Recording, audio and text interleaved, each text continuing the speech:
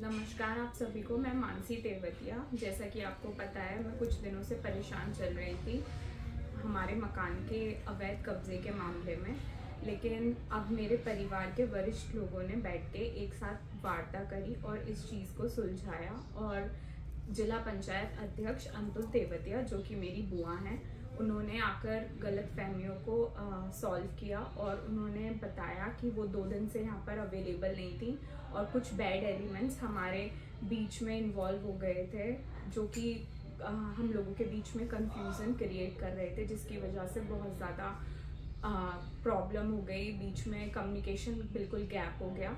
लेकिन अब सभी चीज़ें सही हैं और सब चीज़ों को सॉर्ट आउट करा गया है आज के दिन, और अब सब चीज़ें नॉर्मल हैं। मेरे मकान की जो प्रॉब्लम चल रही थी पिछले 3 दिनों से, वो सब चीज़ें सही हो गई हैं। और जिसने हमारे मकान पे क्लेम किया था, उससे भी हमारा अब कोई लेना देना नहीं है। उसको भी बताया गया है, उसको भी सब चीज़ें थी, उससे भी सब चीज़ें सॉर्ट आउट करवाई गई हैं और अब हमें कोई प्रॉब्लम नहीं है किसी भी तरह।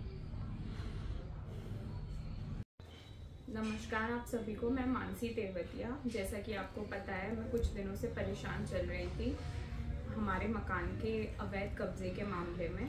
लेकिन अब मेरे परिवार के वरिष्ठ लोगों ने बैठ के एक साथ वार्ता करी और इस चीज़ को सुलझाया। और जिला पंचायत अध्यक्ष अंतुल तेवतिया, जो कि मेरी बुआ हैं, उन्होंने आकर गलत फहमियों को सॉल्व किया और उन्होंने बताया कि वो 2 दिन से यहाँ पर अवेलेबल नहीं थी और कुछ बैड एलिमेंट्स हमारे बीच में इन्वॉल्व हो गए थे, जो कि हम लोगों के बीच में कंफ्यूजन क्रिएट कर रहे थे, जिसकी वजह से बहुत ज़्यादा प्रॉब्लम हो गई। बीच में कम्युनिकेशन बिल्कुल गैप हो गया।